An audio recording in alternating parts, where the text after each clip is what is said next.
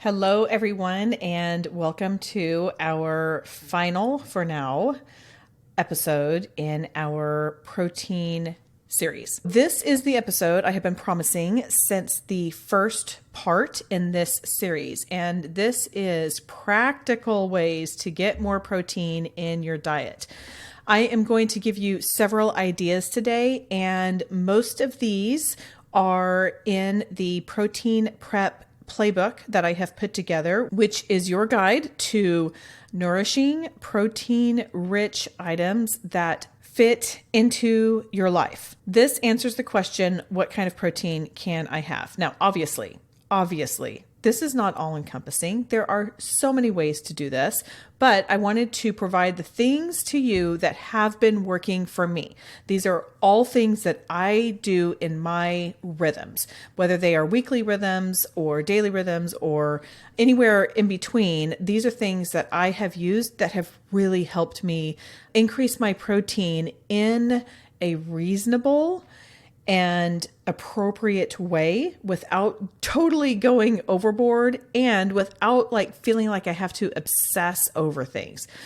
I will also say this is, again, what has worked for me. So it may be that what I suggest is too much for you. It may feel like too much protein, or you might need more. So individualize this. These are not rules, but these are guidance. A playbook is something that has a lot of different plays. It's football season as this is airing, and a playbook has a lot of things in there that sometimes the teams will use them, but they don't use them all. You have to pick and choose what works depending on what the situation is. Also, it's going to be different from game to game. So your protein consumption is going to vary from day to day. That's okay.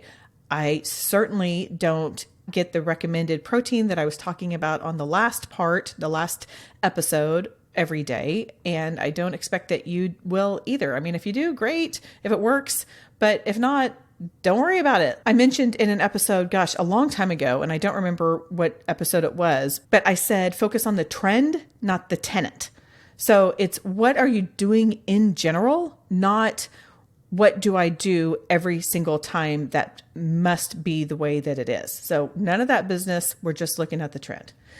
Okay, for today, let's just go through starting at the beginning of our day. And I'm going to share with you some ideas of ways that you can have more protein in that particular time of day.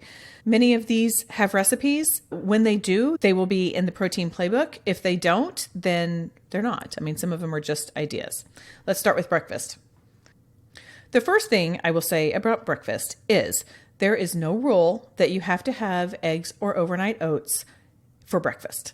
If you want a chicken sandwich, have a chicken sandwich. If you want leftover fajita meat from the night before, have the fajita meat. I would love it if you put a carb with it, something with some fiber, because just plain old meat, that's just not very well balanced. And variety is our friend. But there's no rule that you have to have what's called breakfast food for breakfast. So with that being said, I'm also going to give you some breakfast food because I happen to like breakfast food, but get creative. Figure out what works for you. Now, in terms of the meals that I rotate, this is in no particular order. This is just how I wrote them down. So these are not prioritized. But one thing that I will have is yogurt, we'll call it a yogurt parfait. I have mentioned that whey protein, dairy just makes my allergies. It just doesn't work very well for me. I have found, this sounds really gross, but it's not as gross as it sounds. Goat milk protein I will have for yogurt, and it does not have the kind of protein that typical dairy protein has. 3/4 of a cup of Greek yogurt has 15 grams of protein. This goat milk yogurt has 6 grams of protein. However, I do like to have it because yogurt is also fermented, and that is a beneficial food for our gut health. So I have that. Then with that yogurt, I mix a whole bunch of stuff in there. I will put hemp hearts or hemp seeds. Those are basically one and the same. One serving of that is 3 tablespoons. I worked my way up to that. I started with 1 tablespoon because I thought, I don't know if I'm going to like that. And I have slowly worked my way up to 3 tablespoons because 3 tablespoons of hemp hearts has 10 grams of protein, which is a really nice amount. Chia seeds is something else I will add in there. I'll just put 1 tablespoon of that, which is not super high protein, but it does have 2 grams of protein. Sometimes I will put flax seeds in there. Sometimes I won't. 2 tablespoons of flax seeds has 3 grams of protein. And then I will put some sort of berries in.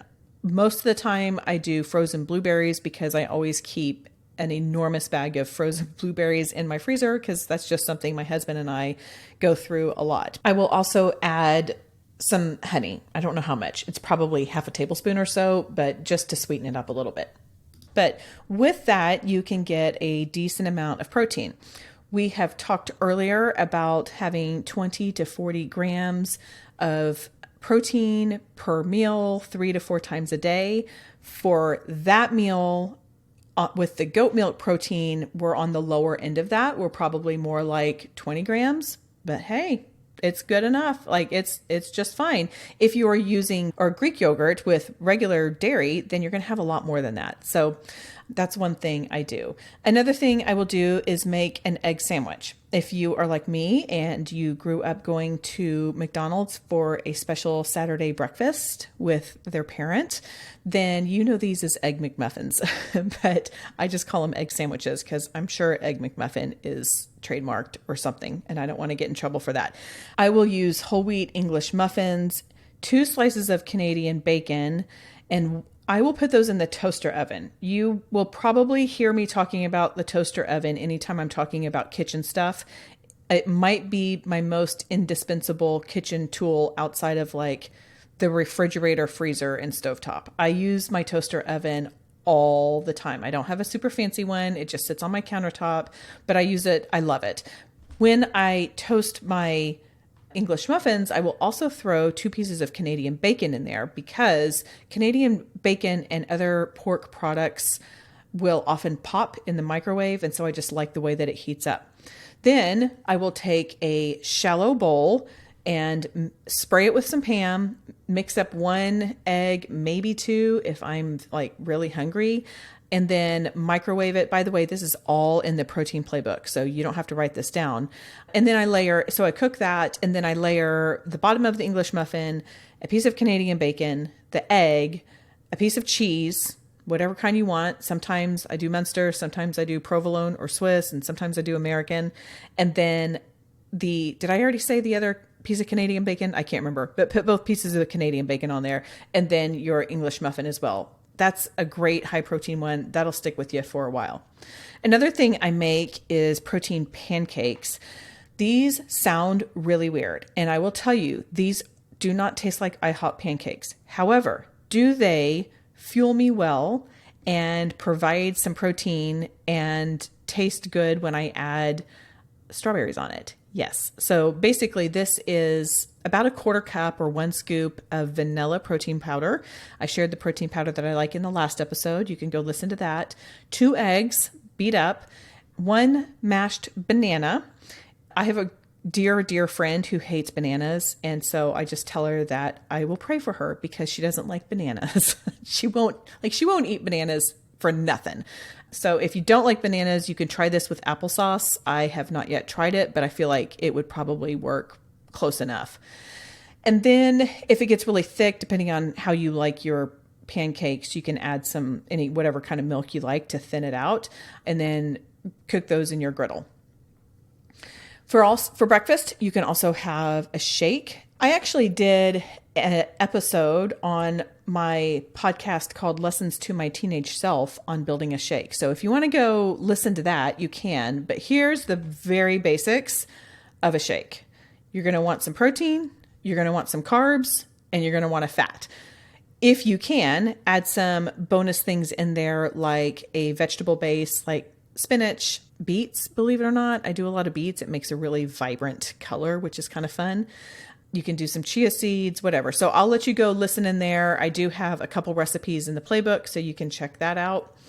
Another thing you can do, which is kind of along the same lines as the egg sandwich or the same type of ingredients, is fry up 2 to 3 eggs, however much you like. For me, 2 is plenty. After 2, it starts to feel heavy for me, and it's just too much. But 2 is the right amount for me. What's the right amount for you? You can get some super hearty wheat bread, toast that, put some cheese on it, put some Canadian bacon. You can do, I mean, obviously this is more eggs, but you could do some sort of an omelet and just load it up with veggies. I like spinach and sauteed mushrooms. That's kind of my favorite, with some goat cheese on it. Again, what works for you? So those are just a few ideas for breakfast. Obviously, overnight oats is a big fan favorite. You can do that. You can make oatmeal. And when you make oatmeal, can you add in some of those power-ups? So those power-ups are the things like chia seeds, flax seeds, hemp seeds. Those are the types of things that will really increase the protein and healthy fats of whatever you are having. I'm going to move into snacks before I get into like lunch and dinner items. So again, high protein snacks. I have recently become a big fan of meat sticks. I like meat sticks because they don't have a lot of extra sugar, and I don't like beef jerky. I think it's the sweetness combined with the beef that I just don't care for, and I don't want to eat it. So I'm not going to, but I do like meat sticks. I really like the Chomps brand. I know there's a ton of different brands. I found Chomps at Costco, which I think is maybe where we first tried it. My kids liked it, so that's just what I've been buying since then. There is also something called like air dry beef, and it's by a company named Strive, Stryve. I, again, first discovered this at Costco, and they had these huge bags of them, and I loved it. It is not beef jerky. It doesn't have the there's not sugar on it, which again, I don't have a problem with sugar. I just don't want sugar on my beef. Like I don't put brown sugar. I don't put sugar on my steak. Like I just don't want sugar with my beef. So there. But anyway, so the Stry I loved.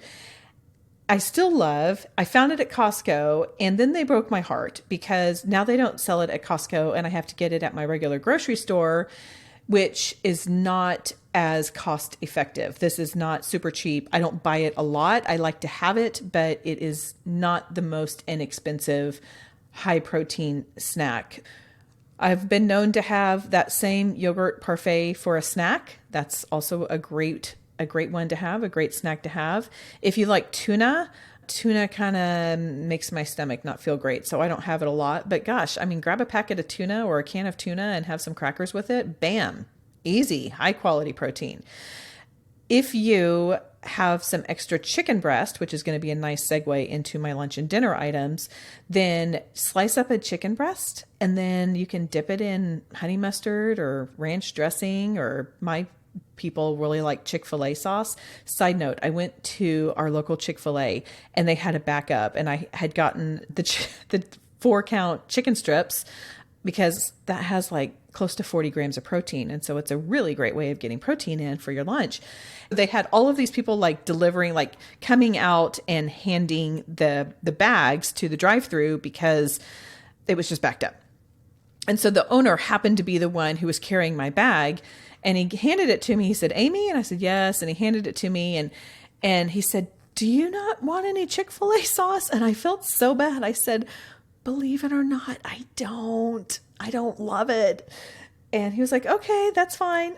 So I had to admit that like the fan favorite of Chick-fil-A with this Chick-fil-A sauce was not for me. But if you like it, then you can have some. I mean, be aware it is nutrient dense, calorically dense. So depending on how your day has looked, just keep that in mind. But, just slice up some chicken breast. Now, if you're like, "Amy, I don't really have chicken breast hanging around," but wait, here's an idea. Okay, so let's move into lunch and dinner. This is the key to ensuring that I have enough protein on hand where I'm not just at a loss and trying to figure out. In general, I will take a particular protein, I will make a recipe or cook said protein, and then I freeze them individually or freeze them into individual portions, and then they are ready for me. It does take a bit of forethought. It doesn't have to take much, but just a little bit of forethought. If, say, you want to have a piece of chicken breast for a snack to cut up and have with your Chick-fil-A sauce, you'll want to pull that out of the refrigerator a little bit early so it can thaw. I mean, obviously you can thaw it in the microwave as well, but I personally like to let it thaw on the counter. I mean, ideally it's in the refrigerator, but who has time for that? So I don't do it. I let it thaw on the counter because I don't like the way that the microwave defrosts. Like it's like hot in some places and cold in others. So just a little bit of thinking ahead will make things a lot easier for you. Here are some of the recipes that are included in the protein playbook that have made my life a million times easier as it relates to getting enough protein. I do something called zesty chicken and zucchini meatballs. Those sound really weird, I promise, but they're actually really good. I have to give credit where credit is due. They are called chicken zucchini poppers on the website One Lovely Life. This is a website that I go to a lot for recipe inspiration. I just like her ingredients. I like her approach. Her first name is Emily. I don't know what her last name is, but this is definitely a recipe that I have borrowed from her and I have renamed it because I don't want to get in trouble with copyright. But Emily from One Lovely Life, you created the most amazing recipe with these chicken and zucchini and turning them into meatballs. That recipe is on the protein playbook. I have changed it a little bit for copyright, but again, all credit where credit is due. Go check out her website if you want more. Another one that this one I actually made up. I don't have a great name for it. I just call them bison meatballs. I will use bison instead of ground beef often because it has a higher concentration of omega-3s and it has more iron. I know a lot of you in your perimenopause phase of life have really heavy periods. And if that is the case, you may be losing a lot of iron. It may be that you need to pay attention to your iron. So I made these as just a high iron option for having some good protein. I also made them for my son when he was running cross country because you just burn through a lot and he just was having some symptoms of low iron. He wasn't, but I still made these for him. And these include, so obviously it has the ground bison. I also chop up some portobello mushrooms, like the baby bella mushrooms. I'll chop up some kale, or if you really want an extra boost, you can do spinach or an extra iron boost, you can do spinach because spinach is higher in iron, and then just salt and Italian seasoning and red pepper.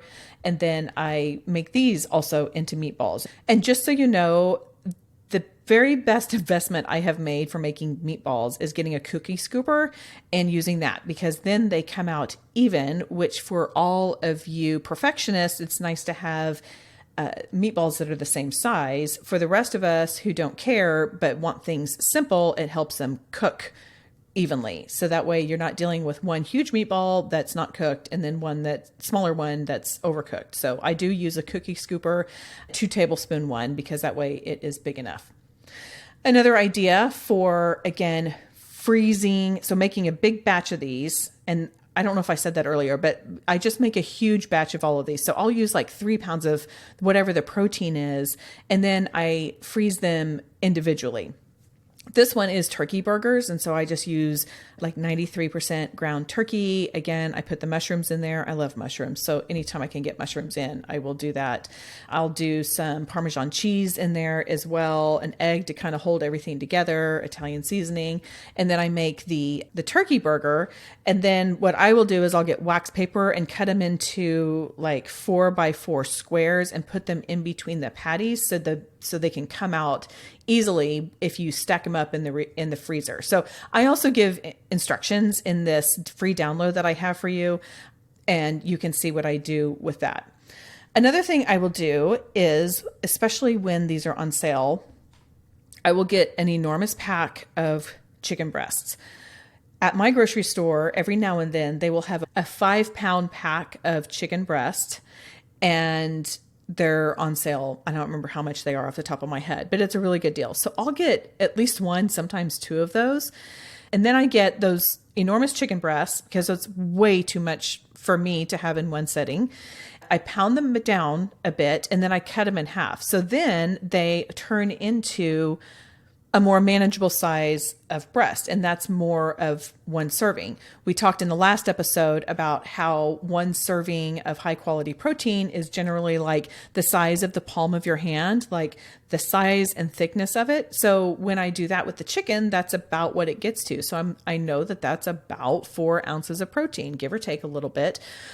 Then I will take those and individually wrap them. I will do that either with something like saran wrap or plastic wrap, or I will get the sandwich bags that I had in elementary school that didn't Ziploc. Like those were the really fancy ones. These are the ones that you just stick in there and then they kind of fold over. Now, having said that, I would love another idea that is more earth friendly if you have one. I know of one friend who listens to this podcast periodically, and I'm sure they are cringing at the amount of plastic that I'm talking about there. I recognize that this is way too much plastic. I try to make up for this in other ways. But that's what I do is I wrap them in individually, and then I put them in either a gallon or quart size freezer Ziploc bag. And then of course, don't forget to date everything and say what's in it because things start to look the same in your freezer. Another thing I will do is get steelhead trout. My husband is allergic to salmon, so we don't really have salmon in this house. But steelhead trout, he's fine with, even though it looks like salmon, it tastes like salmon, it cooks like salmon, like everything. It's like it walks like a duck, it talks like a duck, it looks like a duck. It's not a duck. It doesn't bother him. So we have steelhead trout. I'll get a huge fillet of that, which that is typically around 2 pounds. And then I will cut that into probably 5 different servings from there. So I get a nice, decent portion of the meat. Then I also will wrap that up individually and then stick it into a freezer Ziploc bag. Again, with the plastic, I know if you have an idea, I would love an idea.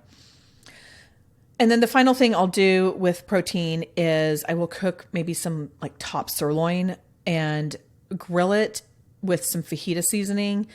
When that comes off, I let it sit for a bit and then I will I will slice it and then freeze those into individual bags. I know, the plastic. I'm telling you, I use more plastic than I wish I did. Now, obviously, we're going to want to have something alongside the protein. So what I have found helpful is also taking some of higher protein or moderate protein sides and freezing them in a way that is adequate for the size of meal that I will be making. What do I mean by that? Maybe you make a big batch of quinoa, which as we've talked about is a complete protein. Instead of making a big batch and putting 3 cups of quinoa in a Ziploc bag, maybe what we do is we parcel that out to either a single serving, or maybe it's enough for you and your spouse, or maybe it's enough for you and your family, but make it into a serving size for however that is for your family. Then when you pull it out, you've got just the right amount. Quinoa is a great thing for that. Brown rice is a great thing to do that. I only say this because I had it on hand and I was out of beans, but I made a big batch of black beans recently and a big batch of chickpeas. And so I did that with those.